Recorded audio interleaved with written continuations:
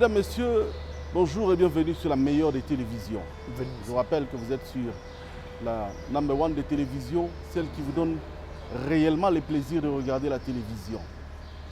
Je vous rappelle que vous êtes dans l'émission Kabod, cette émission qui vous présente la gloire de Dieu dans toutes les formes et dimensions. Kabod qui est cette émission qui reçoit pour vous les hommes de Dieu, avec qui nous échangeons concernant la parole de Dieu, concernant l'évangile, concernant tout ce qui a trait à l'Église. Dans ce numéro de l'émission Kabod, vous l'avez remarqué, certainement le décor a changé.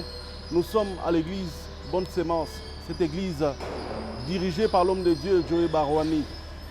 Cette église qui n'est pas à présenter dans cette ville, ni moins encore dans cette province, encore moins dans ce pays.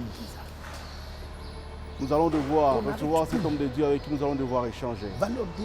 Échanger sur quelque chose qui va certainement vous impacter.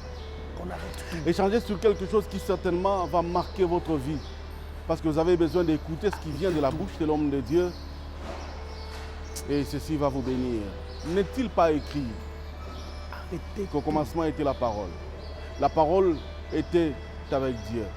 Celle-ci s'est faite chair et pour les biens de vous, de moi et de vous tous qui regardez la télévision en ce moment. Sans pour autant trop monopoliser la parole, nous recevons l'homme de Dieu, le ministre de Dieu, Joey Barwani, qui est en train de faire son entrée ici sur ce plateau de télévision. Avec lui, nous allons devoir échanger pendant 1 heure du temps sur quelque chose qui certainement vous intéressera. Pourquoi seulement lui? Parce que Dieu a voulu que ce soit lui. Pourquoi seulement lui? Parce qu'il a certainement des choses à dire. Dans cette émission, nous recevons, comme vous le savez, Jésus-Christ comme invité permanent. Et lui s'est choisi un canal, le canal qu'il va utiliser pour vous communiquer ce qu'il veut. Eh bien, Jésus a choisi Joey Barwani comme canal ce soir. Ainsi, nous allons le recevoir avec vos acclamations. Pasteur Joey, merci d'être avec nous sur ce plateau de l'émission Kabod. Je crois que vous allez bien. Merci beaucoup. Que mon Dieu vous bénisse. Merci d'être là. Merci de nous recevoir. Alors, vous nous recevez chez vous à Bonne Sémence, mais nous vous recevons chez vous dans l'émission Kabod parce que Christ a bien voulu être notre invité permanent et il a toujours été. Mais il a choisi toujours des canaux qu'il veut bien pour parler à son peuple. Et ce soir, c'est vous, les canaux qu'il va utiliser pour donner vie à travers la parole. Parce que quand Jésus parle, il y a toujours quelque chose qui arrive. Il vous souviendra que quand il a parlé à Cana, l'eau a été changée en vin. Quand il a parlé devant le corps de Lazare, les hommes ont dit qu'il sent déjà. Mais lui, quand il a parlé, Lazare est revenu à la vie. Il vous souviendra que quand il a parlé sur l'eau en allant vers Gadara, la Bible me renseigne qu'il a menacé les eaux. Oh. Quand il menace, il y a des changements. Quand il parle, il y a des bouleversements. Et ce soir, vous allez parler parce que Jésus est là avec vous et il est là avec nous et les vies vont devoir changer. Avant toute chose, je voudrais que vous puissiez prier parce que c'est aussi important pour nous et pour ceux qui nous regardent en ce moment à la télévision et recommander cette émission entre les mains de Dieu. C'est la chose la plus importante. Nous ne pouvons rien commencer sans le Seigneur. La Bible dit qu'au commencement était la parole et la parole était avec Dieu. Et lorsque nous parlons du commencement, même dans les émissions, c'est important que nous puissions prier. Alors je veux prier. Seigneur, je te dis merci pour ce moment où nous allons parler de toi, parce qu'il s'agit de toi. Même si c'est la télévision, nous on va parler de toi. On va parler pour qu'il y ait le salut d'une âme. On va parler pour qu'il y ait la guérison d'une personne. On va parler au Dieu de gloire pour que le corps de Christ puisse encore être enrichi. Nous te disons merci pour ton amour et ta grâce. Merci pour le Saint-Esprit et merci pour tout ce que toi tu vas faire au travers de cette émission. Bénis au Dieu de gloire le journaliste King qui est venu nous voir et bénis toute l'assemblée et qui est sur ce plateau. Soutiens-nous du début jusqu'à la fin au travers de ton esprit. Amen. Bienvenue au pasteur Joey, bienvenue à vous tous qui nous regardez de partout dans le sud-est de la République démocratique du Congo sur 370 Canal+, HK6 Télévision et sur d'autres plateformes de diffusion. Karibou Sana, pasteur. Merci beaucoup, Monsieur King, que Dieu vous bénisse. Amen, amen, amen. Comment vous allez, pasteur? Je me porte très bien par la grâce de Dieu et j'espère que vous allez aussi bien. Oui, nous allons bien par la grâce de Dieu. Alors, l'agenda a enfin permis que nous puissions vous voir. Ça n'a pas été facile, vous êtes tellement occupés. La famille, les âmes, l'église et même vos activités personnelles. Pourquoi pas votre santé, mais aujourd'hui on est quand même là et Dieu a fait grâce. C'est moi qui vous remercie plus. Merci de nous avoir cherchés. Merci d'avoir voulu nous rencontrer. Nous sommes bénis par vous, nous sommes bénis par votre ministère. Parce que même en passant par la télévision, les âmes sont sauvées. Donc c'est tout un ministère que vous avez aussi. Que Dieu vous bénisse. Merci. Amen, amen, amen.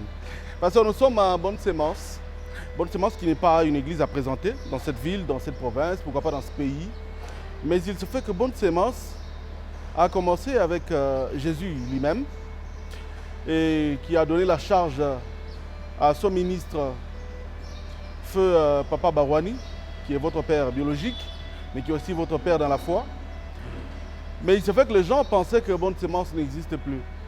Certains pensaient que Bonne Sémence s'est arrêtée quand on a enterré l'homme de Dieu. Mais nous avons fait voir à tout le monde que ce n'est pas ça, parce que Bonne Sémence, ce n'est pas une œuvre de Feu Papa Barwani, c'est une œuvre de Jésus-Christ lui-même. Et aujourd'hui, vous êtes la bouche autorisée. Avec qui nous allons devoir parler de ce ministère. On va parler de cette communauté, on va parler de Jésus-Christ en général, mais aussi un peu de vous, parce que les gens voudraient savoir, Bonne Sémence continue, mais avec qui, pourquoi seulement lui, qu'est-ce qu'il apporte? Parce que quand Jésus-Christ donne un don, il est fait suivre d'une grâce. Alors vous êtes le don pour cette communauté, c'est quoi la grâce qui vous amène? Autant de questions, mais on aimerait d'abord savoir qui êtes-vous? Merci beaucoup. Que Dieu vous bénisse. Amen. La première des choses qui m'a beaucoup intéressé, c'est ce que vous venez à peine de dire. L'homme passe, mais l'œuvre continue. Amen. Parce qu'une œuvre, c'est l'œuvre de Dieu. Ce n'est pas l'œuvre d'un homme. Si c'était l'œuvre d'un homme, ça pouvait passer. Mais comme c'est l'œuvre de Dieu ne passe pas. Yes. Jésus est venu, il a fait le ministère pendant 3 ans, il est passé. Il y a les apôtres qui ont pris le ministère, ils ont continué. Pierre est passé, Paul est passé, Philippe est passé. Et ensuite, c'était des Étienne qui sont aussi passés. Donc, les hommes viennent, ils passent. Mais l'œuvre, le ministère, le Saint-Esprit ne meurt pas. C'est pourquoi l'œuvre continue. Qui suis-je exactement? C'est ça la question que vous m'avez posée. Je suis le pasteur Joey Barwani. Aujourd'hui, pasteur de l'église Bonne Sémence, ça fait déjà 5 ans. Père de 3 enfants, marié et pasteur. Je conduis l'église Bonne Sémence. C'est ça un peu la petite biographie que je peux vous donner jusque-là. Pasteur, marié, père de 3 enfants, il y en a qui ne le savent pas. Après plus de 2 décennies en Allemagne, c'est ça? Vous revenez parce que Christ a donné un mandat. Et quand il donne un mandat, vous ne savez pas vous en échapper. Jonas est le premier témoin qu'on peut appeler ici qui nous dira plus. Vous venez, mais peut-être sans le vouloir. Racontez-nous un peu comment ça s'est passé. Écoutez, l'appel de Dieu n'a jamais été facile, tel que vous venez de le dire. Je suis peut-être l'exemple typique de Jonas. C'est vrai que Jonas n'a pas été appelé directement, on connaît son père, mais on ne connaît pas le ministère de son père. Moi, je proviens de quelqu'un qui avait déjà existé. Je suis le fils biologique du pasteur Jean-Médard Kalondabin Barwani. Alors, comment mon appel s'est passé? Ça n'a pas été un appel facile. Comme vous l'avez dit, j'ai fait à peu près 20 ans en Europe. J'ai vécu en Europe, j'ai fait mes études là-bas. J'ai fini mes études en marketing.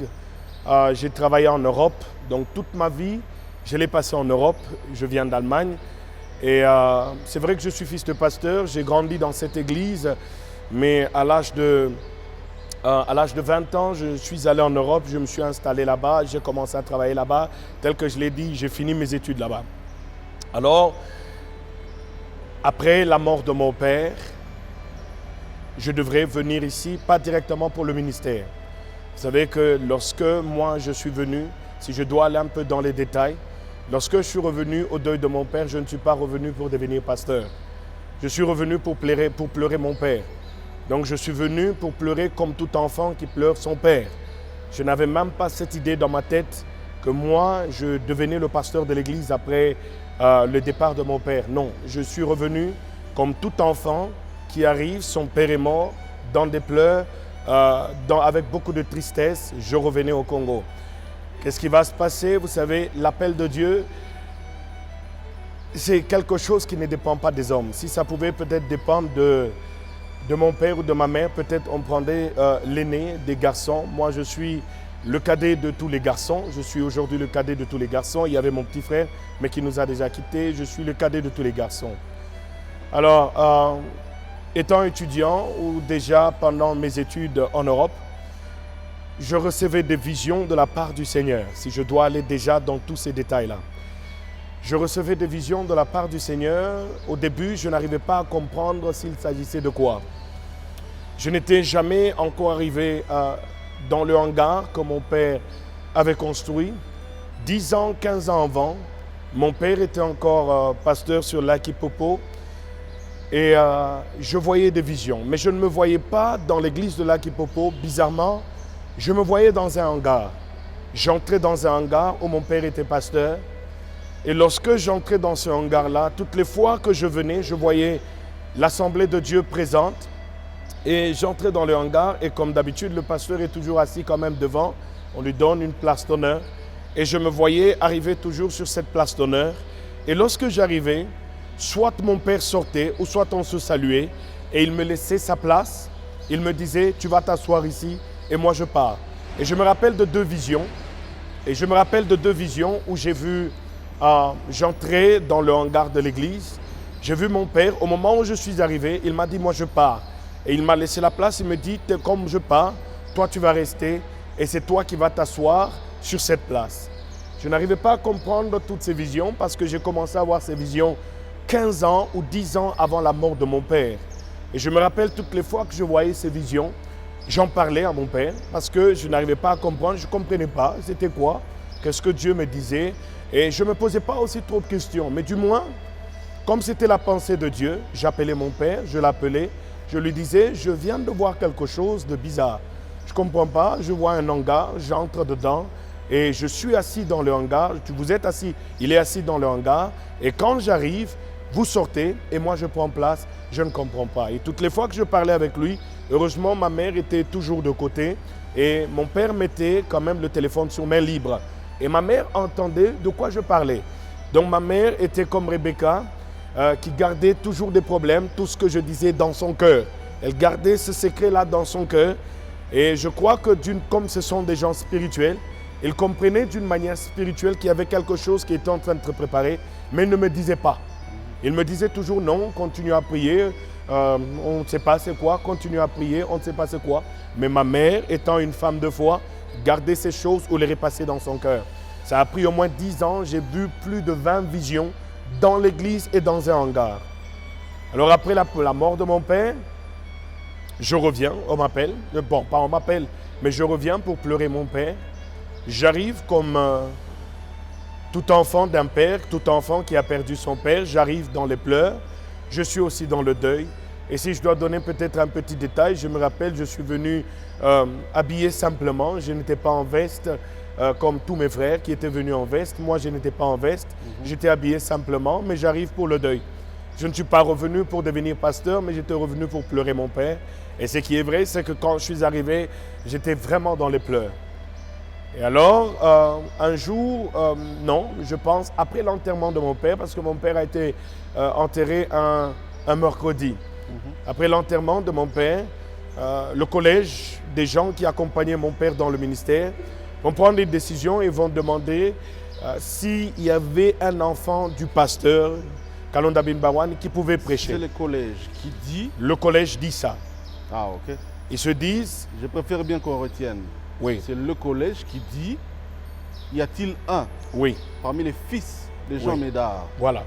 Comme un peu, existe-t-il un des fils d'Isaïe pour que je le oigne? Exactement. Ok. C'est exactement ça. On cherche à savoir, est-ce que c'est vrai qu'il y a un héritage spirituel? Je ne veux pas dire que non, c'était une forme d'épreuve pour éprouver la famille Barouani, pour savoir si les enfants du feu pasteur Jean Médard Kalonda Bimbawan qui viennent de nous quitter, est-ce qu'ils ont reçu vraiment cet héritage spirituel? Parce que le père avait cet héritage spirituel. Je ne pense pas que c'était dans ce sens-là, mais je pense plus que c'était dans le sens d'honorer le père ou le révérend pasteur qui venait de nous quitter. Alors, étant le cadet de tous les garçons, je vais dire ça, le choix a été pointé sur moi. Et tous mes frères vont dire que non, je devais être la personne qui allait prêcher ce jour-là. Il faudra signaler que le pasteur, en fait, Joey Barouani, en ce temps-là, pas pasteur, Je ne suis pas pasteur. Plus petit parmi ses aînés, presque les derniers des garçons. Exactement. À l'image de David, fils d'Isaïe, exactement. Les plus petits de tous. Oui. Ok. Je suis exactement à l'image de David. Je suis le plus petit de tous mes frères, les garçons. Je suis jumeau. C'est vrai que je suis jumeau, mais c'est d'abord mon frère et puis moi. Donc je suis le cadet de tous les garçons. Et c'est le cadet des garçons sur qui on va porter le choix de prêcher ce jour-là. Wow. C'est vrai, on n'oublie pas. Lorsque je suis parti, j'ai quitté le Congo, je suis allé au Zimbabwe. J'ai fait 2 ans au Zimbabwe. Et là, j'ai servi au pied du pasteur, mon père spirituel, que j'appelle le pasteur Georges. C'est vrai que nous tous, le pasteur Georges, c'est le fils spirituel de mon père. Et moi, je suis le fils spirituel du pasteur Georges. Vous parlez de Georges Soumaïli? Soumaïli. Je parle du Georges de Georges Soumaïli. Je connais bien. Voilà. Donc, c'est le pasteur Georges Soumaïli qui est mon père spirituel, celui qui m'a oint aussi en tant que pasteur. Un jour, avant que je ne sois oint devant tout le monde, j'ai d'abord été oint par mon père spirituel qui est le pasteur Georges Soumaïli. C'est lui qui m'a oint avant que je ne sois oint devant toute l'église. Elle est la première personne qui m'avait oint dans la maison. Ça s'est passé comme David. D'abord, on l'a oint chez lui à la maison et ensuite, il a été oint devant tout le peuple d'Israël. Ouais. Donc, alors, j'ai vécu au Zimbabwe pendant 2 ans avec lui et j'ai travaillé sous ses pieds. J'étais jeune, j'étais très jeune, mais déjà, j'ai commencé à servir le Seigneur. Quand j'ai quitté le Zimbabwe pour l'Europe, je suis arrivé très jeune. Je pense que j'avais à peu près 23 ans. Et quand j'arrive déjà au Zimbabwe, on avait le pasteur Georges, mais on m'appelait aussi déjà pasteur. Je n'avais que, je crois, 20 ans. Alors, on m'appelait déjà pasteur, mais je n'étais pas pasteur. J'arrive au Zimbabwe et j'arrive en Europe. Et là, je me retrouve dans l'église du pasteur Daniel Ilunga. Et là-bas, directement, je vais travailler aussi avec le pasteur de très près. Et je suis vraiment très engagé dans le ministère. Mais je ne suis pas pasteur. Donc, quand je reviens... Il y a une phrase que vous répétez, je ne sais pas si vous répétez, j'ai compris, j'ai remarqué, et toute personne qui vous rencontre tout de suite, la première des choses qu'on découvre, c'est que vous êtes vraiment humble. Applaudissez pour votre pasteur, s'il vous plaît. Mais si on essaie de voir de près, vous étiez pasteur avant que le monde ne le dise. Donc ne dites pas, alors que je n'étais pas pasteur. Vous l'avez répété autant de fois alors que vous étiez pasteur. Alors je crois que Dieu et ceux qui ont les yeux des fils de Dieu, vous voyez pasteur avant que vous ne puissiez le voir. Et Dieu vous le disait d'ailleurs parce que vous avez plusieurs fois dit, les songes que vous receviez, vous partagez avec papa et maman, prenez soin de noter. Exactement. Alors, merci pour l'humilité, mais vous étiez déjà pasteur. Oui, je peux dire que dans la préscience, parce que ce que nous sommes aujourd'hui, c'est déjà la pensée de Dieu au ciel. Yes. Nous ne représentons que sur cette terre la pensée de Dieu. Amen. Ce que nous devenons aujourd'hui sur cette terre, moi je ne sais pas ce que je vais devenir dans 5 ans. Je ne sais pas ce que je vais devenir dans 10 jours. Mais Dieu déjà sait. C'est-à-dire que dans la préscience de Dieu, depuis la création, lorsque Dieu m'a créé, Dieu m'appelait pasteur. Voilà. Vous voyez, Dieu m'appelait déjà pasteur. Et il disait aux autres que vous étiez pasteur. Exactement. C'est seulement à vous qu'il ne le disait pas. C'est pas moi, c'est à moi qui ne dit, ou c'est moi qui ne comprenais pas. Parce que vous savez, lorsque Jean-Baptiste est né, on l'appelait Zacharie. Avant que son père ou sa mère ne confirme devant le monde que ce n'est pas Zacharie, mais lui s'appelle Jean-Baptiste. Donc l'identité que nous avons, c'est l'identité du ciel. Parce que l'identité va être donnée par l'ange, qui va lui dire, il va s'appeler Jean-Baptiste. C'est l'ange aussi qui va dire à Marie et à Joseph qu'il s'appellera Jésus. C'est-à-dire que l'identité que nous recevons, c'est l'identité du ciel. Donc l'identité du ciel que j'avais, j'étais pasteur. Mais moi, je ne savais pas que non, j'étais pasteur. Très bien. Alors, déjà, donc j'étais pasteur, étant en Allemagne, étant au Zimbabwe, en moi, il y avait le pasteur, et moi, je ne l'avais pas encore compris. Amen. Alors, quand je reviens, j'arrive au Congo, c'est pour le deuil. Le deuil passe, on choisit la personne qui doit prêcher. Là, ce n'est pas le collège. Le collège a juste dit qu'on choisisse un des fils du pasteur, et je suis choisi par mes frères. Et c'est moi qui devrais prêcher. Alors, je me prépare pour cette prédication. Et le dimanche, je dois prêcher. Je monte sur la chaire, je prêche. Et je n'ai jamais oublié, j'ai donné un message qui était très simple. Parlant, vu que c'est mon père qui venait de mourir, je voulais montrer au peuple de Dieu qu'il est mort physiquement, mais spirituellement, il vit. Il n'a plus un corps de douleur, il n'a plus un corps qui pleure, il n'est plus enchaîné dans le coma, parce que ce sont des détails que je connais.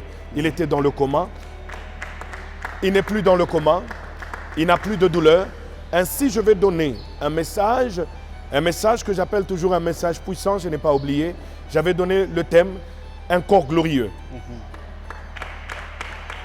Un corps glorieux. Un corps glorieux. Et je montrais exactement au peuple de Dieu que lorsque Jésus était ressuscité, il n'avait plus ce corps qu'il avait, mais il avait un corps glorieux. C'est pourquoi lorsque Marie a voulu le toucher, il a dit « Ne me touche pas ». C'est parce qu'il avait un autre corps. Et le corps glorieux, c'est un corps de gloire. C'est un corps qui n'a pas de douleur. C'est un corps qui n'a plus de pleurs. Et j'ai voulu montrer au peuple de Dieu que celui qui nous a quittés n'avait plus un corps de douleur, mais il avait maintenant un nouveau corps. C'était le corps de gloire. Et après ce message, j'étais étonné parce que c'est moi qui recevais des visions, mais toutes les visions que je recevais pendant au moins 10 ans, 15 ans, je les avais mis de côté. Ce jour-là, après la prédication, c'est toute la salle qui s'est tenue debout. J'étais étonné. Je n'ai pas compris parce que je me disais, qu'est-ce qu'il y a? Bon, je me suis dit, bon, peut-être parce que je suis le fils du pasteur et ils sont aussi dans l'émotion, ils sont contents de voir qu'il y a un des fils qui a prêché. Mais il y a une dame qui va s'approcher de moi. Je descends de la chaise, elle s'approche, elle va m'embrasser. Je n'ai jamais oublié son nom, je connais son nom. C'est Maman Monalux. Elle va s'approcher de moi. Elle va m'embrasser, me prendre vraiment dans ses bras. Elle me dit, c'est toi le pasteur. Wow. Et quand elle veut me dire, c'est toi le pasteur, moi j'ai été étonné. Parce que je ne me vois pas pasteur. Mais elle me dit, c'est toi le pasteur. Mais je n'ai pas oublié cette parole, je l'ai gravée dans mon cœur. Et quand je sors, je descends, après le culte, c'est beaucoup de gens qui viennent pour me dire, c'est toi, nous pensons que tu peux conduire. Et moi, j'avais un peu l'air douteux, parce que tout ce qu'on me disait, c'était comme une histoire qu'on était en train de me raconter. Et moi, je me disais, ben écoutez, j'ai eu une vie en Allemagne, ma femme vit en Allemagne, mes enfants vivent en Allemagne. Moi, j'ai fait presque toute ma vie en Allemagne, je travaille en Allemagne, je ne me vois pas rentrer au Congo pour devenir pasteur. Déjà, c'est une église où beaucoup de gens ne me connaissent pas. Je ne connais pas les gens. Je vois que presque 80% des personnes que je vois ici, ce sont des nouvelles personnes pour moi. Comment je vais m'en sortir avec toutes ces personnes? Je ne me vois pas pasteur. Le lendemain, on va me demander de prêcher au culte matinal. Je me rappelle d'avoir parlé aussi de la mort de Macpéla, c'est-à-dire le sépulcre où Abraham avait enterré sa femme Sarah. Je vais parler du sépulcre de Macpéla. Et je vais intervenir là et tout le monde était très content. On va encore me dire que non, c'était moi le pasteur. Alors toutes ces paroles-là dérangeaient un peu mes oreilles.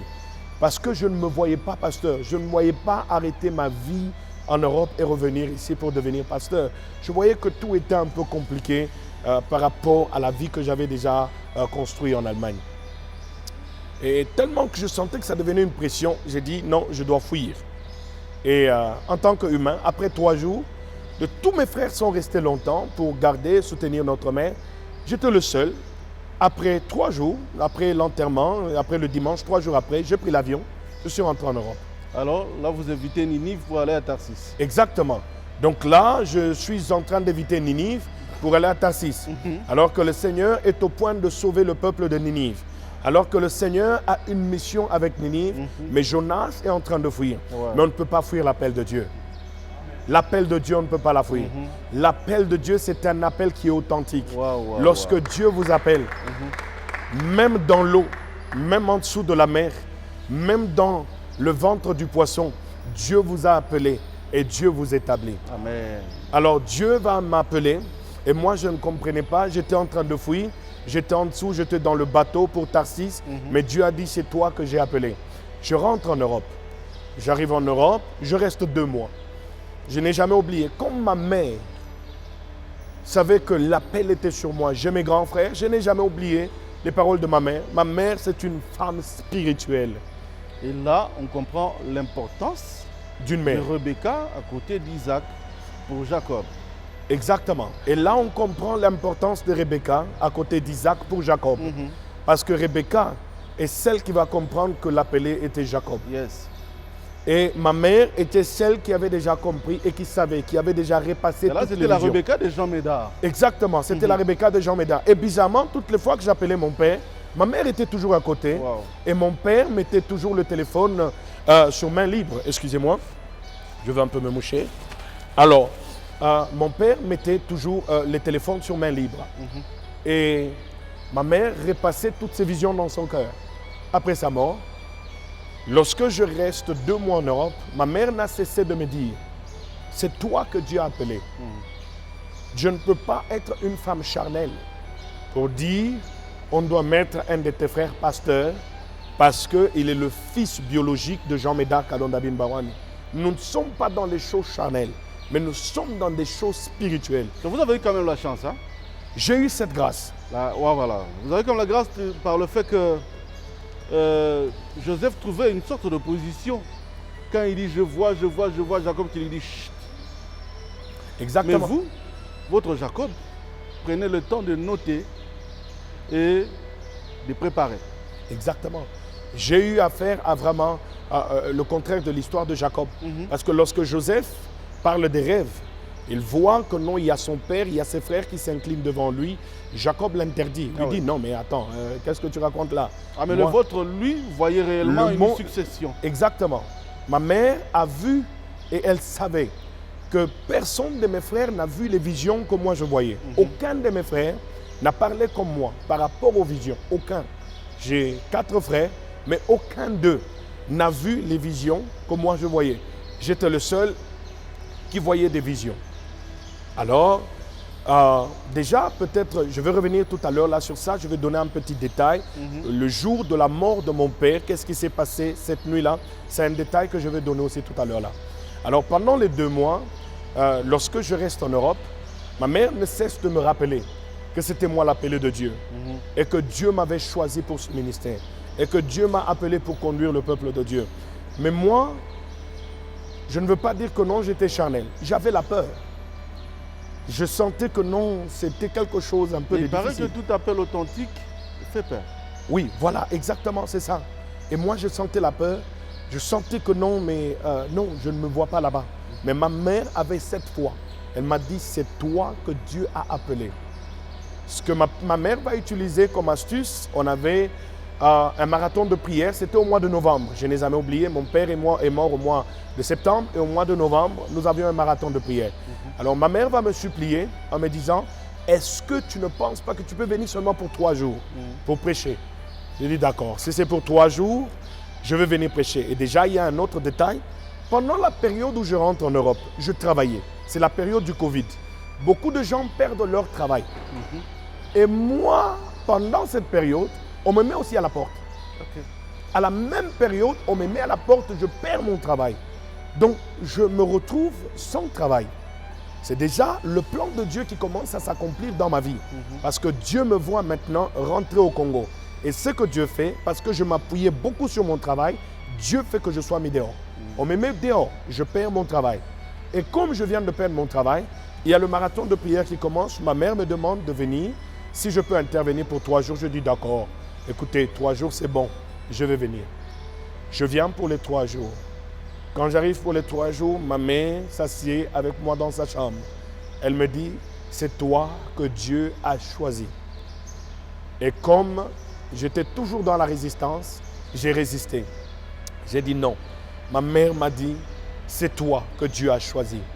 Et j'aimerais qu'on te présente en tant que le pasteur de l'église. Je n'ai pas de doute sur ton appel. Dieu t'a appelé. Alors par rapport à ça, une pensée me monte à l'esprit.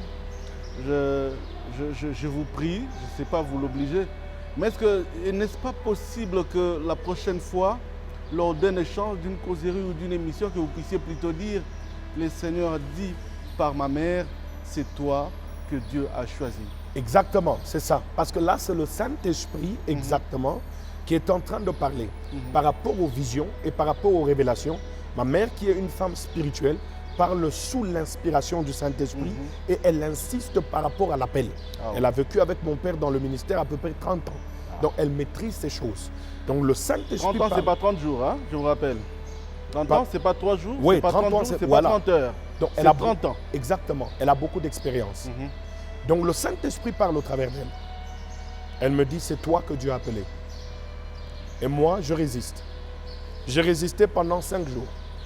Tous mes frères m'ont appelé pour me dire, c'est toi. C'est toi que Dieu a choisi. On ne sait pas pourquoi tu doutes. On ne sait pas pourquoi tu as peur. On ne sait pas pourquoi tu ne veux pas. Parce que tu as grandi quand même dans les choses de Dieu. Tu connais ces choses de Dieu. Mais pourquoi tu as peur? Mais je sentais une peur m'envahir. Parfois, quand l'appel est authentique, c'est comme Moïse. C'est comme Moïse, Dieu lui dit, je t'ai envoyé, c'est toi qui vas libérer ce peuple. Va en Égypte, va parler à Pharaon. Et Moïse dit que non, mais je n'ai pas la langue facile. Dieu lui dit, va. J'ai mis ton frère Aaron à tes côtés. Lui parlera pour toi. Et moi, je voyais plus les choses physiquement. Or le Saint-Esprit est celui qui nous aide. Dans chaque appel, le Seigneur a mis le Saint-Esprit à nos côtés pour nous aider. Et alors, on va me convaincre. Pas me convaincre. Et ce jour-là, je me rappelle, c'était un vendredi. Je vais dire oui. Je dis d'accord, présentez-moi le dimanche. On va me présenter le dimanche. Lorsqu'on me présente, et ça je dois le dire, je suis sous beaucoup d'émotions. Je suis sous beaucoup d'émotions. Les gens n'ont pas compris pourquoi j'étais sous émotion. L'émotion était tout à fait normale. Mon père venait de mourir. Je devenais le pasteur. Je ne savais pas l'avenir ressemblait à quoi. Donc il y avait beaucoup de questionnements par rapport à ce ministère que je prenais. Et je n'ai pas oublié, une semaine ou 3 jours ou 4 jours après, les gens commençaient déjà à m'appeler pasteur. Le même jour, le même dimanche, on commençait à m'appeler pasteur. Pasteur, pasteur. Je n'arrivais pas à supporter parce que je n'étais pas habitué qu'on m'appelle pasteur. Mais déjà, on commençait à m'appeler pasteur.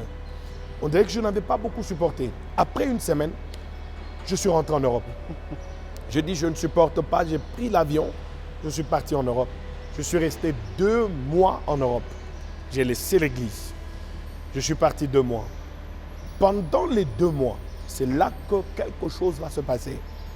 J'étais en prière. J'ai commencé à prier, à chercher le Seigneur. Et c'est là que je vais sentir qu'il y a quelque chose qu'on vient de m'enlever. C'est comme si j'étais voilé. C'est comme si j'avais une charge sur moi. Et un jour, je sens que la charge vient de me quitter. Je sens qu'on vient de me dévoiler. Le voile est sorti. Et tout d'un coup, je sens que je suis pasteur. Quelque chose se passe en moi. Je me réveille, je sens que je suis le pasteur de l'église. Et j'ai laissé les brebis sans berger. Je me réveille le matin. Je dis à ma femme, et je n'ai jamais oublié, je dis, je suis le pasteur de l'église Bonne Sémence, je vais prendre mon avion et je rentre au Congo. Et tout est parti par là. Mais vous savez qu'il y a des gens qui réfléchissent en tant qu'humains, sans pour autant tenir compte de la Bible ou encore de certaines expériences ou de certaines réalités que Dieu fait avec les hommes, parce que c'est Dieu qui fait tout. Les gens pensent que c'est un vent. Et vous allez nous répondre. Les gens pensent que c'est un vent. Quand on regarde ce qui se passe à l'ACK, on dit le pasteur Mukuna prépare Trésor Mukuna pour le remplacer parce que c'est leur chose. L'apôtre Mbiye a préparé Moïse parce qu'il a tant souffert avec Cité Bethel. L'apôtre Sikatenda aussi, le bishop Sikatenda aussi, a préparé le prophète Néhéma parce que bon, c'est leur chose. Et ainsi de suite. Vous, dans votre parcours, feu Papa Kalonda, Jean Médard, n'avait jamais eu le temps de réfléchir sur je laisse à qui parce que bon, c'était lui le commandant et Christ le guide. Il l'entraînait là où il voulait, comme il voulait, combattu, mais il n'a pas faibli jusqu'à ce qu'il ait rendu l'âme arme à la main. Mais vous venez après. C'est dans le même ordre d'idée de Nikietu où il y a une différence entre vous et ce que les gens disent. Je n'ai pas dit qu'en citant Moïse, Mukuna ou encore Dalo ou les autres, j'ai dit que c'est réellement eux qui veulent laisser à leurs enfants. Mais votre cas est un peu différent parce que celui que Dieu appelle, il les mène jusque là où il veut. Et puis il ne vous prépare pas, il ne vous présente pas, il ne dit pas à l'église, je vais vous le laisser. Il ne vous donne pas la chair 1, 2, 3, 4, 10 fois pour dire, je suis souffrant, il est là, ou je voyage, il est là. Mais vous, il est parti et Dieu utilise les autres. Expliquez-nous un peu, c'est quoi Comment? Et la différence entre vous et ceux qui disent que bon, niquez tout, tu vas tout n'a que tu bande. Le jour où mon père meurt, la même nuit, je suis en Europe. Je suis en train de me préparer pour venir au deuil. Le Seigneur vient me visiter. Et c'était parmi l'une des confirmations par rapport à mon ministère. Je fais un rêve. Je me vois dans une salle où on est en train de préparer un banquet. Je suis seul dans cette salle, mais je vois qu'il y a des hôtesses, je vais les appeler comme ça, qui sont tous habillés en blanc. Et je suis seul dans cette salle et il y a une nourriture, c'est un banquet qu'on est en train de préparer. Et la personne qui vient me dit que non, dans quelques minutes, dans quelques heures, ton père va entrer. Et après quelque temps, je vois, on ouvre le rideau, on amène mon père qui est habillé, je me rappelle, dans la vision, je le vois porter une robe blanche et je vois aussi une sorte de robe bleue. Je n'ai pas compris. Le blanc qui représente la justification de Dieu et le bleu qui représente toujours la révélation et le ciel dans le domaine des couleurs et dans le domaine des couleurs parce que Dieu parle aussi par des couleurs. Parce que le blanc signifie toujours la justification de Dieu. C'est pourquoi la Bible dit que nous allons porter des robes blanches. Quand nous serons au ciel, c'est là que nous serons justifiés par Dieu. Alors je vois mon père venir, mais il est en robe blanche. Et quand il arrive, il a un livre ou un document en main. Quand on l'amène vers moi, il me le donne. Quand il me le donne, il me dit, c'est toi qui vas maintenant conduire. Mets-toi à genoux. Et je n'ai jamais oublié, dans l'une des visions qui s'était suivie, à un certain moment, je le vois, il me dit, mets-toi à genoux, il prie pour moi et il part. Et on a fermé les rideaux, il est parti et j'ai reçu le document où j'ai reçu le livre me disant, c'est toi qui vas maintenant conduire. C'est comme si c'était le bâton de commandement que mon père m'avait donné. Revenons maintenant à votre question. Pourquoi je vous parle de ça? Je vous parle du transfert de grâce, je vous parle du transfert de ce ministère. Les gens s'appuient sur Moïse et Josué, les gens s'appuient sur Élie et Élisée, les gens s'appuient sur Jésus et les disciples ou les apôtres. Nous ne voyons pas Moïse donner le bâton de commandement à son fils biologique. Nous ne voyons pas Élie donner le manteau à son fils biologique. Nous ne les voyons pas faire ça. Mais n'oublions pas aussi que la Bible dit ceci. J'ai appelé Aaron et ses fils. C'est-à-dire que j'ai mis l'héritage que j'ai mis dans Aaron. J'ai mis aussi dans ses fils. On ne peut pas exclure Aaron et ses fils. Quand Dieu appelle un homme, Dieu a appelé l'évangéliste Philippe. Il a appelé Philippe qui était un évangéliste et il a fait de toutes ses filles des prophétesses. C'est-à-dire que c'est des choses qui existent. L'héritage spirituel, c'est un héritage qu'on reçoit déjà dans nos maisons. Nous, les enfants des serviteurs, nous recevons déjà cet héritage spirituel dans la maison. J'ai vu mon père chasser les démons. J'ai vu mon père prêcher. J'ai vu mon père, guérir les malades. Ce sont des choses que j'ai vues déjà dans la maison. J'ai grandi avec ça. Et c'est un héritage qu'on lègue aux enfants. Aujourd'hui, je vais vous donner juste un exemple, peut-être qu'il va être banal. Nous voyons un sorcier qui donne la sorcellerie à son fils ou à ses enfants. Nous voyons des maïkariens qui amènent leurs enfants aussi dans la maïkarie. Ils reçoivent aussi l'héritage du Père. Pourquoi pas avec les enfants des pasteurs? Les enfants de pasteurs peuvent recevoir aussi cet héritage spirituel. Et on voit aujourd'hui qu'il y a des enfants des pasteurs qui sont loin de Dieu, qui ont reçu la grâce de Dieu, qui ont reçu le bâton de commandement pour conduire le peuple de Dieu jusqu'à bon port.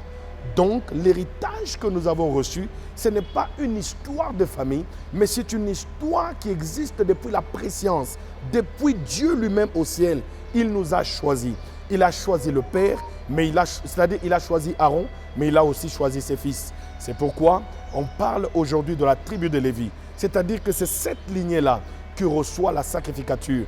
Et nous croyons que même à nos jours, les enfants du pasteur ou les enfants des pasteurs peuvent recevoir l'héritage spirituel. Ce n'est toujours pas une affaire de famille. Les gens peuvent le penser ainsi, mais les enfants du pasteur ou des pasteurs peuvent aussi recevoir un héritage spirituel. N'ayez pas honte de le dire ou de le comprendre, chers téléspectateurs. Ça se fait, c'est biblique et c'est des dieux. la tribu de Lévi est inséparable au sacerdoce. La Bible dit, enseigne à tes enfants les bonnes voies pendant qu'ils sont petits. Quand ils grandiront, ils ne s'en détourneront pas. Il n'y a pas de miracle, il n'y a pas d'exagération, il n'y a pas de désordre. Quand Barouani Jean Médard part et Barouani Joé prend. Ou quand King part et King Junior prend. C'est des dieux et ça se fait. Donc, adieu ce mythe, adieu ces discussions sans valeur et qui ne servent à rien. La Bible dit dans Marc 16, voici les miracles qui accompagneront. Alors, si vous le cherchez, dans cette promesse, vous ne le trouvez pas, allez vous plaindre. Ce qui est de la famille ne chasse pas les démons. Ce qui est de la famille ne change personne. Ce qui est de la famille ne parle pas des nouvelles langues. Ce qui est de la famille n'amène pas des dons. Parce que Christ est ici, moi je vous le dis, je l'ai expérimenté. Ne faites pas des calculs humains inutiles. Nous sommes sur l'avenue Kilwa. Le numéro c'est comment encore? 78. 78, c'est ici qu'il y a le temple Bonne Sémence, je peux dire rénové parce que il y a eu le premier et avec le fils, le Seigneur ne se fatigue pas de faire parce qu'il fait toujours. Or, le Dieu de Jean Médard n'est pas mort. Si le vôtre est décédé, venez essayer celui-ci. Applaudissez s'il vous plaît. Papa Jean Médard connu pour les œuvres et surtout pour la parole. Cet homme, quand il te parle, tu ne changes pas. Soit tu es un cadavre parce que les cadavres n'entendent rien. Mais si tu es en vie, quel que soit là où tu es, quand il parle, c'est Christ qui te parle à travers lui. Alors, qu'est-ce que Joé Barouani amène aujourd'hui? Ou s'il faut bien poser la question, quelle est la grâce que Dieu place dans ce don que vous êtes pour l'Église Corps du Christ en général, pour cette communauté en particulier? Mon père est évangéliste depuis les années 1985. Nous sommes à l'église Viens et Vois. Mon père annonce l'évangile, il prêche l'évangile. Beaucoup de personnes ont oublié une dimension dans laquelle mon père a fonctionné. Mon père était un homme de la parole. Parce qu'une église qui n'a pas pour base la parole de Dieu, c'est une église morte. La Bible dit que la foi vient de ce que l'on entend et ce que l'on entend, c'est la parole de Dieu. Mais est-ce qu'on peut pas Donc, applaudir pour ça? La base d'une église, c'est la parole. Si une église est basée sur les prophéties, si une église est basée sur les miracles, si une église est basée sur les délivrances, c'est une église morte. Cette église ne peut pas connaître les miracles, les guérisons, les délivrances. Tout ça, c'est au travers de la parole. Jésus lui-même dit que je suis la parole. Il leur envoya sa parole et sa parole les guérit. Wow. Donc c'est cette parole qui fait même une église. Donc une église qui n'a pas pour base la parole, c'est une église morte. En parlant de ça, mon père est déjà en 1985, je crois, si je me rappelle, peut-être 82, 83. Il est déjà évangéliste à l'église Viens et Vois. Mais Dieu ne l'utilise pas seulement dans la parole. Dieu commence à utiliser mon père dans le domaine des guérisons et des miracles. Ouais. Et c'est une dimension que beaucoup de gens ont oubliée. Mais c'est une dimension que moi j'ai vue depuis la maison. J'ai vu des délivrances. Mon père nous avions une cellule de prière qu'on appelait quartier 3. Nous étions sur l'avenue Kasavubu, entre Kimbangu et Sandoa. C'est là qu'on habitait et c'est là qu'il y avait la cellule de prière. Dans la cellule de prière, j'étais tout petit, j'étais tout jeune. J'avais 3, 4, 5 ans comme ça. Je voyais des délivrances que mon père faisait. Mon père a travaillé avec un évangéliste qu'on appelait Jean Monod. C'est en Suisse. Et avec lui, ils sont allés évangéliser dans plusieurs villages. Vous savez qu'il est impossible de ne pas connaître Jean Monod si on est natif de Lubumbashi. Voilà. On a été baptisé là où il a construit Jean Monod. Exactement, c'est ça. Donc Jean Monod, tel qu'il est là, c'est celui qui a travaillé exactement avec mon père. Donc Jean Monod va travailler avec mon père. Ils vont aller de village en village pour annoncer l'évangile. L'évangile est prêché. Il y a des miracles. Des malades sont guéris. Des paralytiques marchent. Des sourds entendent. Des aveugles voient. C'est un ministère que Dieu va donner à mon père il va travailler dans le domaine de la puissance, c'est-à-dire dans le domaine du don des guérisons, le don d'opérer les miracles et le don de la foi. Et mon père va opérer dans ces domaines-là. Et moi, je suis enfant dans la maison, je vois comment les guérisons se font, je vois des délivrances. Je grandis dans ça. Je voudrais justement parler de cet héritage parce que vous m'avez posé la question de savoir qu'est-ce que le pasteur Joey Barwani apporte aujourd'hui. Je voudrais justement montrer à l'Église que nous pouvons hériter de ces choses spirituelles de notre Père. C'est-à-dire que mon Père a fonctionné dans la parole, c'était un homme de la parole, parce que Paul a dit, l'évangile ne consiste pas seulement en parole, mais aussi dans la démonstration de la puissance. Nous voyons Jésus-Christ lui-même. La Bible dit que, je pense que c'est Luc qui écrit ça dans le livre des Actes des Apôtres. Il écrit à Théophile. Il lui dit que j'ai été écrit dans mon premier livre, c'est le livre de Luc, de tout ce que Jésus a commencé à enseigner et de tout ce que Jésus a commencé à faire. Donc Jésus avait toutes deux dimensions. Il enseignait et il faisait des miracles. Et l'Église doit avoir ces deux dimensions aujourd'hui.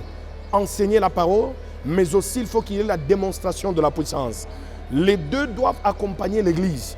Une Église qui n'a que la parole, mais il n'y a pas de démonstration, ça ne sert à rien parce que Paul aussi a dit que nous n'avons pas à combattre contre la chair ni le sang, mais les principautés et les autorités. Et Jésus lui-même a dit, je vous donne le pouvoir de chasser les démons. Donc c'est un pouvoir que Christ nous donne pour faire des miracles, pour accomplir certaines œuvres que lui-même a accomplies. Donc parlant de moi, je ne veux pas trop parler de moi, mais du moins, j'ai reçu le même héritage que mon Père.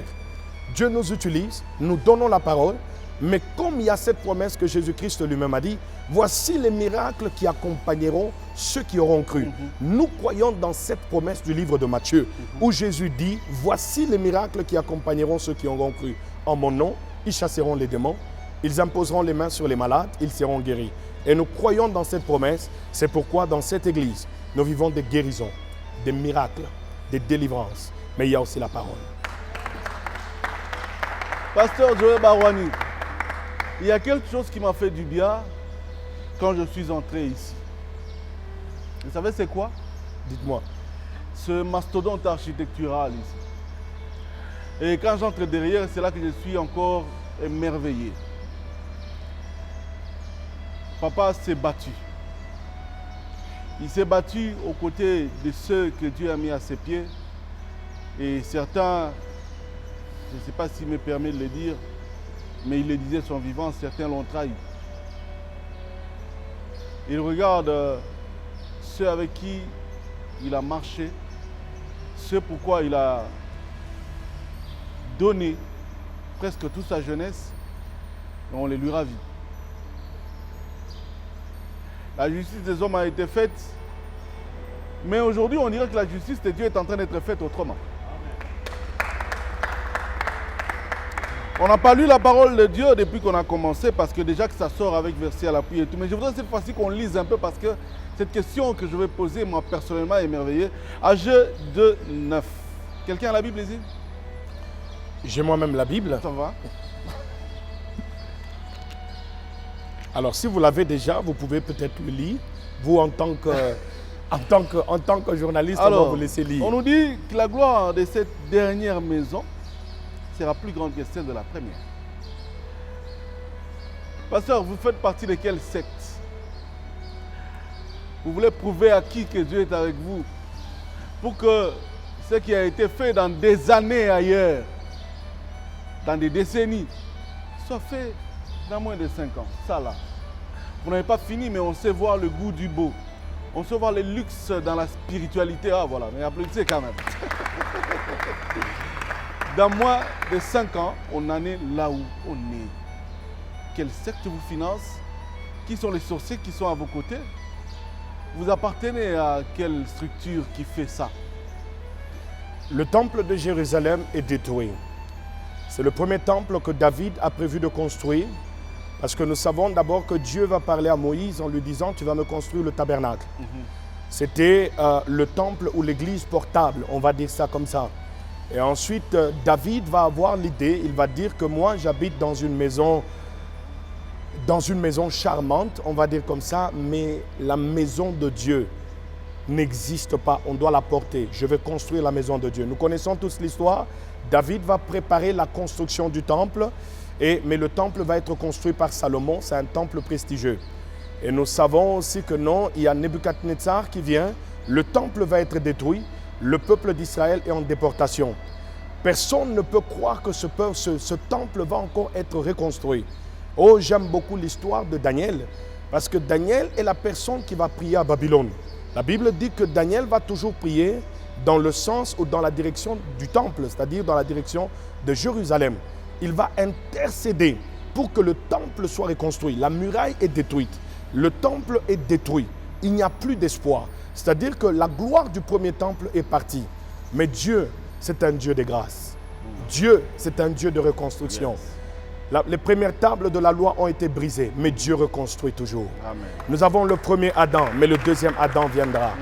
Nous savons que nous avons toujours un Dieu qui reconstruit. Lorsqu'il y a quelque chose qui est brisé, Dieu est capable de donner encore au-delà. Dieu est capable de donner encore plus de gloire. C'est pourquoi Agé dit, la gloire de la deuxième maison sera plus grande que celle de la première maison. Nous voyons les Néhémie, nous voyons les Zorobabel, nous voyons les Esdras qui vont retourner. Ah, j'aime beaucoup Daniel. Lui, il a prié, mais lui n'a pas vu la reconstruction. C'est-à-dire que mon père a prié, mais lui n'a pas vu cette construction. Yes. J'aime ça. Daniel a prié, mais il n'a pas vu la construction. Mais c'est Esdras. Ce sont les autres qui vont voir la construction du deuxième temple. Même s'il va être détruit, mais du moins, ils ont vu la gloire du deuxième temple. Il y a toujours des Zorobabel, il y a toujours des Néhémie, il y a toujours des Esdras que Dieu va relever pour reconstruire le temple. Alors, si ton Dieu est mort, si ton Dieu est fatigué, si ton Dieu est affamé, viens sur Kilo à 78. Le Dieu de Jean Médard est encore en vie. Aujourd'hui, Dieu de Joël Barouane, il fait des choses. Ésaïe 53 nous dit que mon serviteur prospérera, il montera et il ira plus haut. Je te le souhaite aussi. Monte, prospère, va plus haut. Mais à toi qui as une église dont tu doutes encore de l'alliance de ton père, je ne te demande pas de te rebeller. À toi qui n'as pas d'église, qui croit que Dieu fait, mais sans savoir il le fait où, viens. À toi qui aujourd'hui est fatigué parce que tu as rencontré des hommes de Dieu corrompus qui t'ont fait haïr les choses de Dieu. Je te dis que le vrai existe. Il ne peut pas y avoir le jour sans la nuit. Donc si tu as trop connu la nuit, viens sur Kilo à 78. Les jours est encore là. Il y a des vrais et ils existent. Je ne le dis pas parce qu'il faut le dire, mais je le dis parce que je l'ai vécu et je le vis. Tu dois monter, tu dois prospérer parce que Dieu t'appelle et il t'attend à ça. Je ne sais pas, je peux toujours me tromper, mais je préfère encore lire. Je crois bien que c'est dans Jean chapitre 3, Jean chapitre 1, quelque chose comme ça. Oui, je ne me suis pas trompé. Où, voici dans une lettre où il est écrit, bien-aimé, je te souhaite que tu prospères à tous égards, que tu sois en bonne santé, comme prospère l'état de ton âme. Tu ne peux les vivre que si tu es à un bon endroit. Considère-toi comme une semence et il te faut une bonne terre. Et voici la bonne terre, c'est ici. Pasteur, c'est quoi qui t'arrive quand tu quittes l'Europe? Les gens rêvent l'Europe. Si vous essayez de voir combien les gens prennent le temps de jouer à la dévéloterie parce que le Congo, on en est fatigué, on n'en veut plus. Vous quittez l'Europe après y avoir vécu 2 décennies et plus. Parce que Ninive a besoin de vous. Dieu veut vous voir à Ninive. Quand vous y arrivez, vous êtes content? Écoutez, déjà, je n'ai pas fini de répondre à la première question parce que vous avez voulu savoir est-ce que nous construisons avec une banque, nous construisons avec une église qui est en Amérique qui nous envoie de l'argent? Non. Lorsque Dieu a parlé à Moïse, Dieu dit à Moïse, je veux que vous puissiez me construire le tabernacle. Dieu ne lui a pas dit, je vais aller choisir les gens du dehors. Dieu dit à Moïse, va dire à ce peuple que tu as libéré, va leur dire, c'est eux qui doivent donner afin de construire ce tabernacle. C'est eux qui doivent donner de l'or, de l'argent, des étoffes. Ils doivent donner des bois. c'est eux qui construiront le tabernacle. Le tabernacle n'a pas été construit par quelqu'un d'autre, mais ça a été construit par le peuple que Moïse lui-même a conduit. Vous savez pourquoi le peuple est appelé à contribuer à l'œuvre de la construction? C'est parce que Dieu, lorsque tu lui donnes, la Bible dit, mets-moi de la sorte à l'épreuve et tu verras si je n'ouvre pas les écluses des cieux sur toi et si je ne répands pas sur toi la bénédiction en abondance. S'il y a quelque chose qui peut répandre une bénédiction en abondance, c'est de construire la maison de Dieu. Et lorsqu'on construit la maison de Dieu, Dieu répand la bénédiction en abondance. Cette église est construite par les enfants de la bonne sémence et aussi par des spectateurs qui nous suivent, qui suivent nos vidéos, parce que j'ai fait des vidéos par rapport à l'avancement de cette œuvre. Cette œuvre est construite par les enfants de la bonne sémence et je prie mon Dieu qu'il bénisse tous les enfants de la bonne sémence et tous ceux-là qui nous soutiennent de près comme de loin. Ça, c'était pour finir d'abord la première question. Oui. Ils ont trop applaudi pour Jésus, pour la parole que vous avez prononcée, mais ils n'ont pas applaudi pour eux parce que c'est eux qui construisent les temples. Exactement. Vous pouvez applaudir pour vous-même. Ah ouais. Alors, c'est eux qui construisent le temple.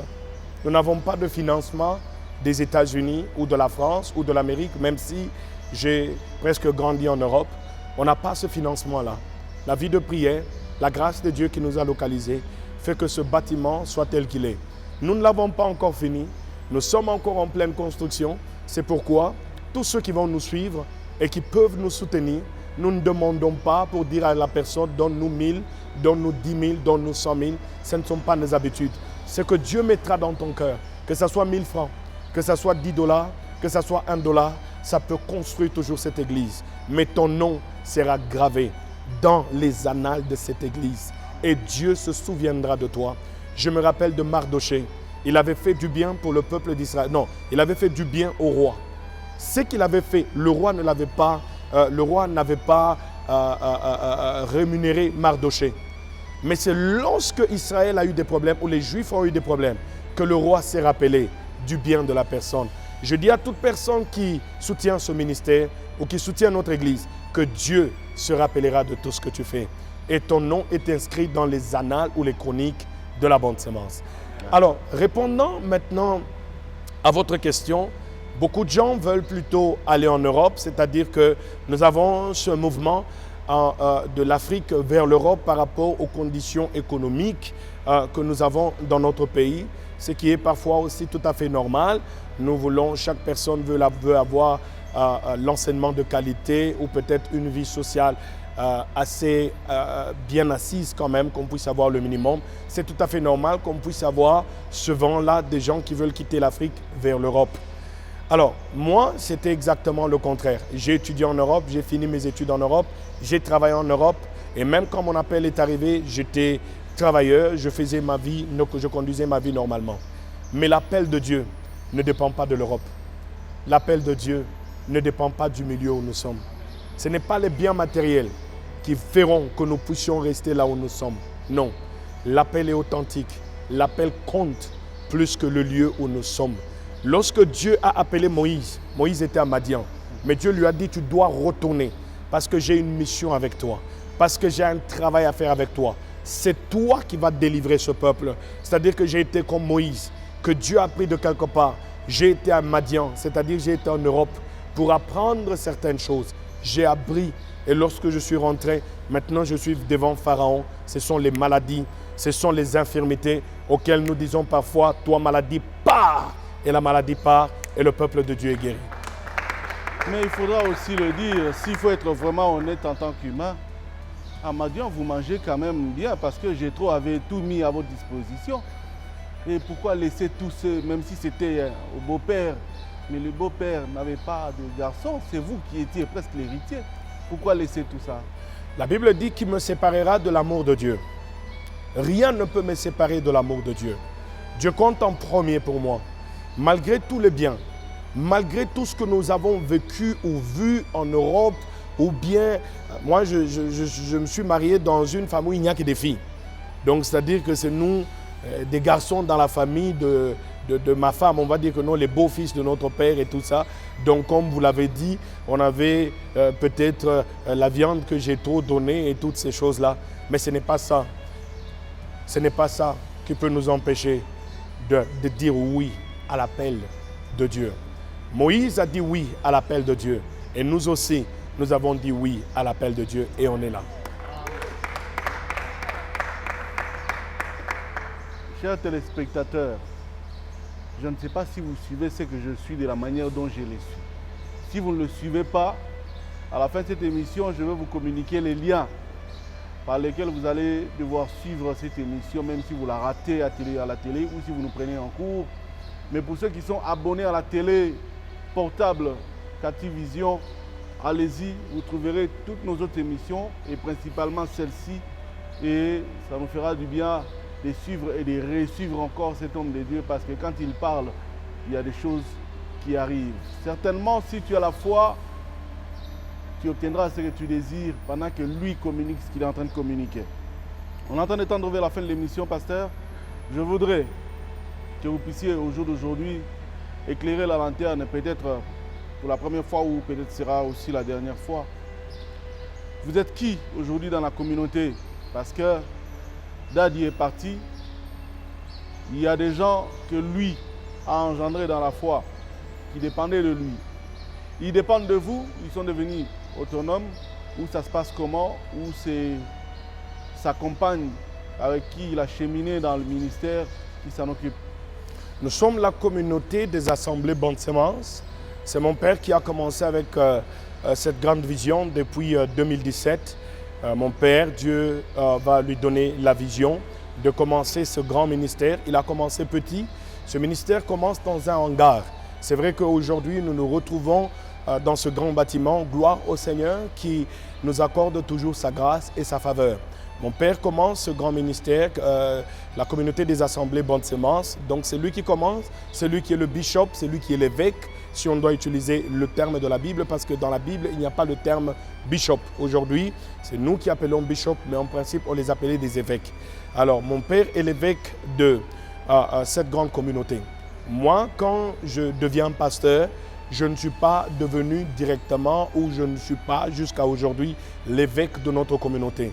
Le titre d'évêque ou le bishop de notre communauté, c'est ma propre mère qui, après la mort de mon père, a été choisie aussi ou directement d'une manière automatique.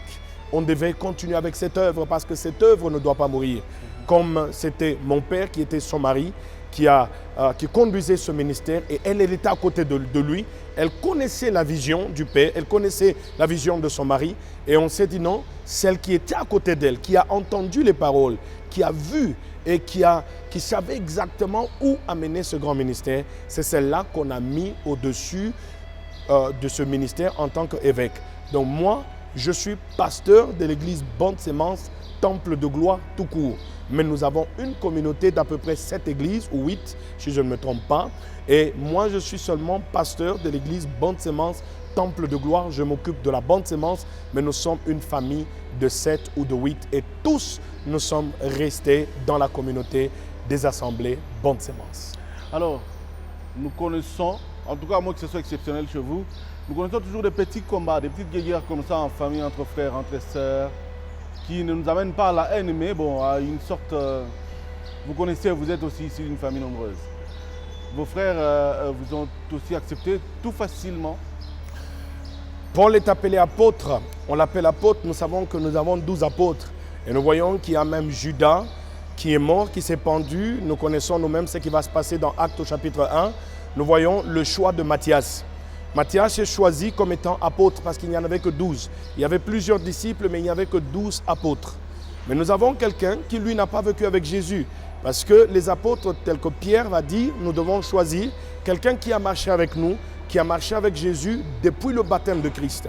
Donc il fallait quelqu'un qui a vécu avec le Christ pendant 3 ans et qui a vu, qui a suivi et qui était là, qui a compris la vision, qui fait partir de la vision. Il fallait une personne comme ça. C'est ainsi qu'on va choisir Matthias.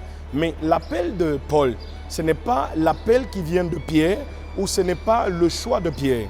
Le choix de Paul, c'est Dieu lui-même, c'est Jésus lui-même qui va apparaître devant Paul parce qu'il s'appelait Saul. Mais lorsque Dieu va le choisir, son nom ou son identité va changer. On l'appelle Paul. Il voit Jésus lui-même qui apparaît. Et c'est Jésus qui l'appelle. L'appel de Paul ne vient pas de quelqu'un par prophétie.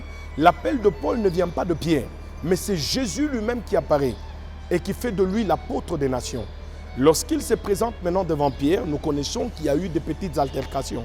Ça n'a pas manqué. Mais cela n'a pas empêché à Paul d'être l'apôtre aujourd'hui qui a apporté l'évangile vers les nations. Écoutez, je suis devenu pasteur.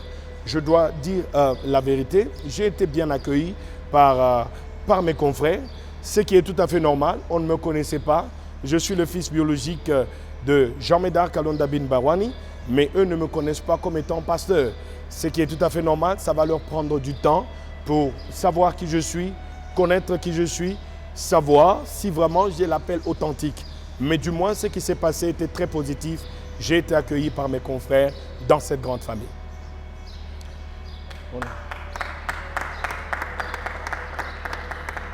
Je voudrais, comme c'est dans la coutume dans cette émission, que vous puissiez regarder votre caméra qui est là. Oui. Que vous puissiez parler à un bien-aimé, à une frère, à une sœur, à quelqu'un qui en ce moment se trouve dans une situation telle que il se dit peut-être ngana lembana na ngai. Quelqu'un d'autre qui va dire wesh, nous on est fatigué là, c'est Dieu là, c'est votre machin là. Nous on souffre, on n'a rien à mettre sous la dent et puis vous nous parlez de Dieu. Quelqu'un d'autre qui va dire mina choka. Je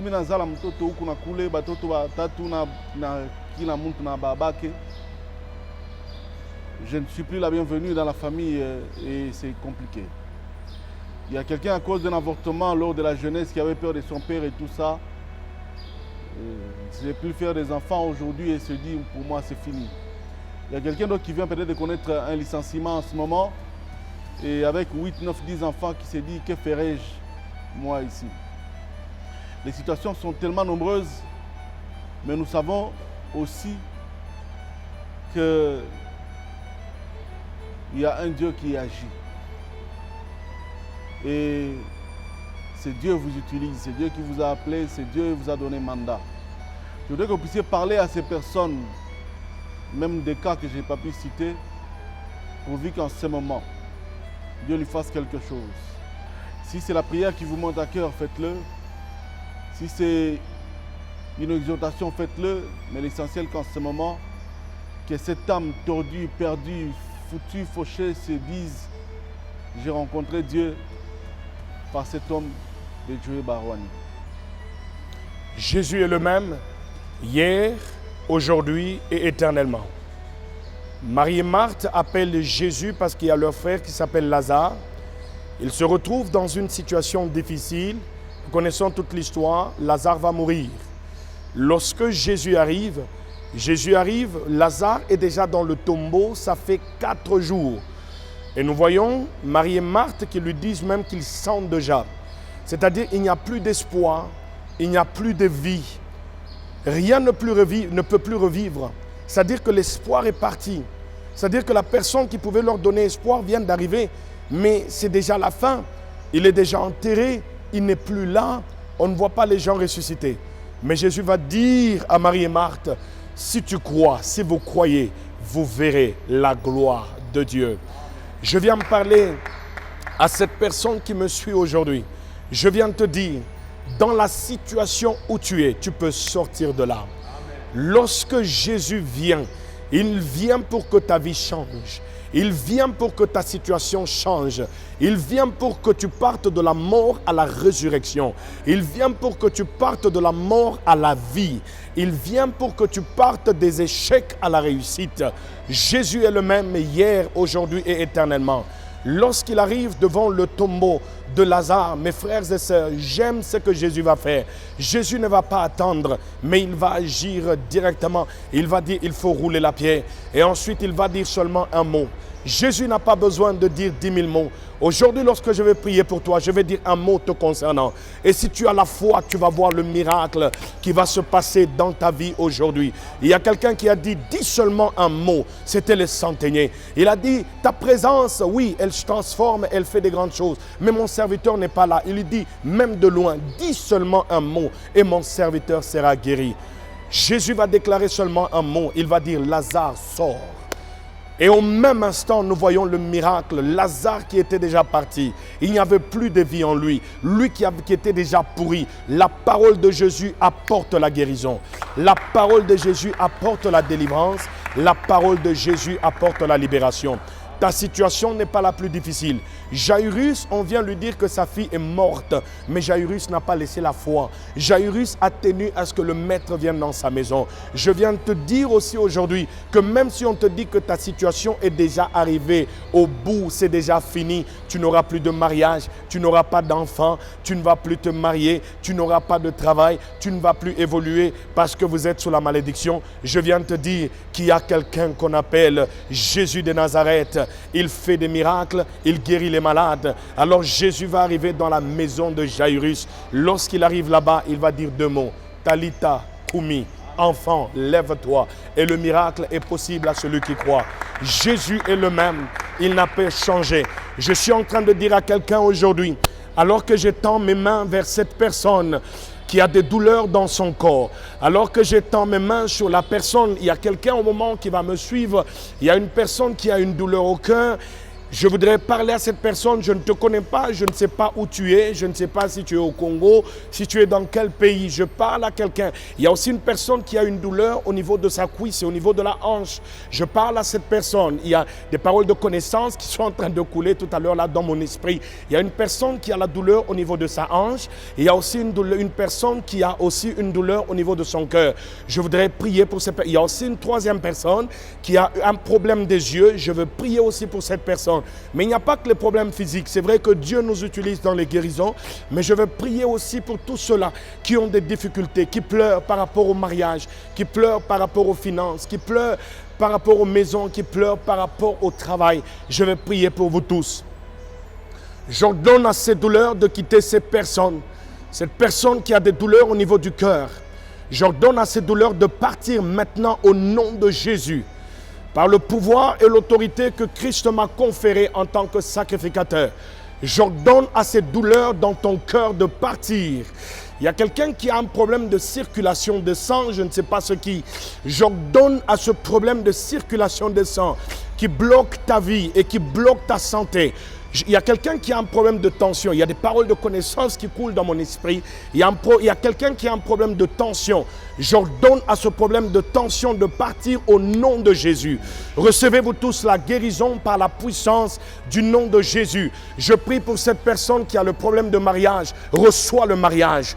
Je prie pour cette personne qui a un problème de finances. Reçois les finances. Je prie pour cette personne qui a le problème de la stérilité. Reçois les enfants. Que l'Éternel s'occupe de vous. Car il y a de l'espoir pour quiconque vit et que le Seigneur vous bénisse. Amen. Il y a de l'espoir pour tout celui qui vit. Donc il y a de l'espoir pour toi, peu importe les conditions dans lesquelles tu te trouves. Ésaïe 49, 13, 14, 15, on descend. Je me souviens de Dieu qui parle en disant, est-ce qu'une femme peut oublier un enfant qu'elle allait? Si je dois répondre, je dirais non. Si vous descendez dans les Écritures, toujours dans Ésaïe, il dit, si une femme peut allaiter un enfant, si elle peut oublier un enfant qu'elle allaite, moi je ne peux pas t'oublier. Il était gravé dans mes mains. Or, on peut effacer ce qui est écrit, mais pour détruire ce qui est gravé, il faut briser les mains de Dieu, qui en a la capacité. Donc, l'homme de Dieu vient de graver vos noms dans les mains de Dieu par cette prière, par ces déclarations. Personne ne peut vous enlever dans les mains de Dieu. La Bible dit, quand vous priez, au nom de Jésus, croyez que vous avez reçu. Et si l'homme de Dieu a cru que vous avez reçu, joignez-vous à son onction et à sa foi, car tout ce que vous avez comme problème change en solution en ce moment au nom de Jésus. Je suis en train de finir cette émission, mesdames, messieurs. Merci de nous avoir regardés de partout. Ésaïe 55, 6 nous dit, cherchez l'Éternel pendant qu'il se trouve. Et moi j'ajoute, peut-être qu'il aura un temps où on le cherchera et on ne le trouvera pas. Donc, pendant que vous nous avez par la télévision, par l'Internet, par les médias sociaux, cherchez l'Éternel.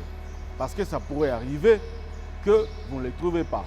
Un bon entendeur, sa ligne dit-on. Merci à vous tous qui nous avez regardés. Je vous retrouve très prochainement pour notre numéro de l'émission Kabod, où on va encore élever Dieu, où on va encore élever l'Évangile, où on va encore parler de ce grand nom qui est plus grand que tous les noms, qui est le nom de Jésus. Mais pour aujourd'hui et pour ici, nous disons merci à vous, hommes de Dieu, parce que vous nous avez accordé le temps. Merci au peuple de Dieu qui a été disponible ici. Et merci à l'Église, la bonne sémence. Si votre Dieu est mort, venez ici. Kilo à 78-78. Je crois que vous allez trouver ce qui vous manque. Je vous retrouve très prochainement. Je crois que ce n'est pas la dernière fois que vous acceptez notre invitation. Vous êtes toujours les bienvenus. Merci, merci, merci. On applaudit pour Jésus-Christ. Et on se tient debout, on libère l'homme de Dieu. Papa, merci d'avoir été des nôtres. On aura tout le temps de vous retrouver encore pour d'autres émissions. Amen. Merci beaucoup. Que Dieu vous bénisse. Bien, mesdames et seigneurs, merci à vous. Merci à vous, chers téléspectateurs, d'avoir été nombreux en train de nous regarder. Au revoir.